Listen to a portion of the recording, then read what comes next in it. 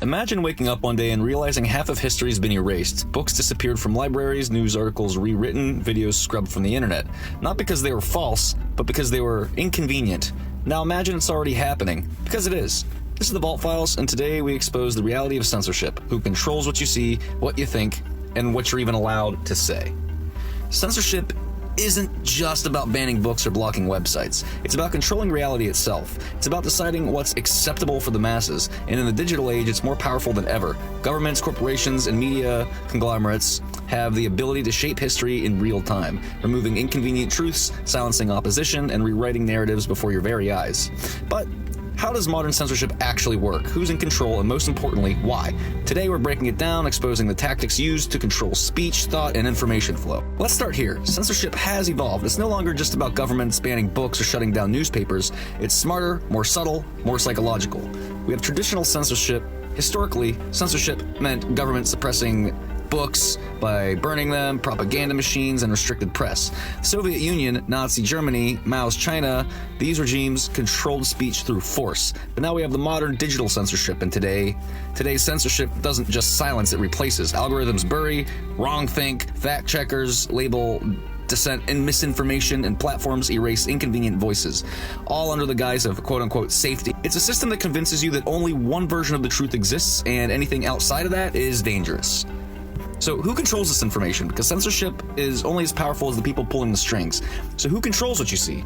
We have big tech and social media platforms, so we have giant tech conglomerates like Google, Facebook, Twitter, and YouTube control the majority of digital disclosure. These platforms dictate what trends, what disappears, and what gets labeled as harmful content. Mainstream media and corporate interests, 6 corporations control 90% of American media. Think about that. Nearly everything you read, watch, and hear filtered through 6 boardrooms with political and financial agendas. Government influence on digital speech. Ever heard of public-private partnerships? It's the new way governments outsource censorship. Instead of direct bans, they pressure tech companies to remove content under the label of combating extremism or misinformation.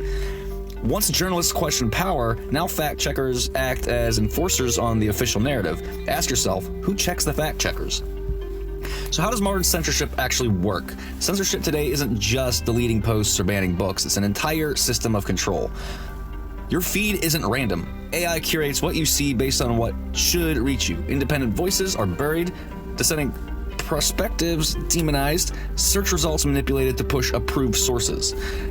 The most dangerous form of censorship is the kind you don't even notice. Shadow banning makes content invisible, not outright deleted, but unfindable. Creators keep posting, unaware they're speaking into a void. Control the money, control the speech. Content creators, journalists, and activists who challenge the narrative find themselves demonetized, cutting off their ability to make a living.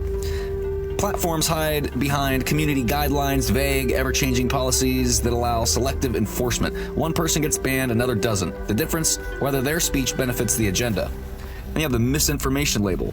Disagree with the mainstream narrative? It gets labeled misinformation, regardless of evidence. The goal isn't truth, it's about control. So why does this matter, and why should you care? The death of critical thinking. When only one viewpoint's allowed, independent thought dies. People stop questioning. They accept reality as it's fed to them. The erasure of history also. Censorship isn't just about the present, but it's about the past. When inconvenient history gets rewritten or erased, the next generation never even knows what was lost. Then you have the illusion of choice. You think you have access to all viewpoints, but when dissenting voices are silenced, are you really making an informed choice? Or are you just picking from pre-approved opinions? The normalization of thought policing. Once censorship is accepted, it spreads. It starts with dangerous ideas, then offensive opinions, and then eventually it's any idea that challenges the ruling class. So how do you recognize and resist censorship? Censorship thrives when people don't notice it's happening. Here's how to fight back. Question everything. If you're only hearing one side of the issue, ask yourself why. Who benefits from controlling the narrative?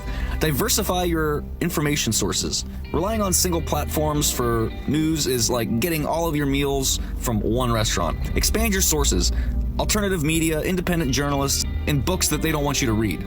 Support the free speech platforms. Censorship is only effective if people stay on censored platforms. Seeking out places where open discourse is still allowed will definitely help you. And then speak while you still can. The moment people stop speaking out is the moment silence becomes the norm. Push back before it's too late. So in conclusion, the fight against censorship isn't about left versus right. It's about freedom versus control. It's about whether the future is a world of open discussion or one where only approved opinions are allowed. We're at a crossroads. The question isn't whether censorship exists, it's whether you're willing to see it. And if you do, what are you going to do about it? If you ever had a post deleted, comment removed, or a video taken down, drop it in the comments and let's expose this together. If you want the full unfiltered discussion, Patreon, we're going to be doing exclusive deep dives more in the censorship because it's a very important topic. Subscribe to this YouTube channel, stay informed, keep questioning, because the truth's out there if you know where to look. And if this video doesn't get shadow banned, and I already know this is going to be taken off of TikTok, I don't even think I'm going to try posting even a clip of this on TikTok, but we'll see. Or we won't. It depends, because censorship's a real deal. But I will keep talking about it, because it's a big deal for all of us, even if we don't think it is. All right, have a good day, bye.